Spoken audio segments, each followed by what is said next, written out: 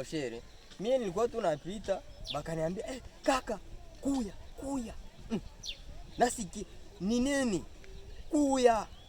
Naambia nikuye nife nini? Ase kuya kaka. Mara moja mimi nafika. Na wasogelea tu hivi nakuta kikao kwa bashirika alishazunguruka. Anasema "Grand, hata tuko unafika tu unaingia dimi, unaingia kule. Mbona tu sie wote tupaonje." Nikamwambia hasa, "Nyinyi mnalewa mnakufa nini?" Wakatuambia hapana kaka, wewe tu usikaze. Nikasema hapa hivi maana yake mimi nimekamatiwa. Nikamwambia sasa mbona rafiki yangu, mbona sikuwe na yale ya kuchezesha? Wakasema kaka unakatala ile kope. Nikasema kope gani sasa? Aseme si ile njoo kope yenyewe Mungu alituachiaka hapa hivi ya kutotosha ndani ma stress. Mimi nilikuwa sijua. Mimi naingia kule vile. Mimi nakuya kuta sheriko na kidonda, hata wewe peke ungeliona ile kidonda wewe peke haungelielewa.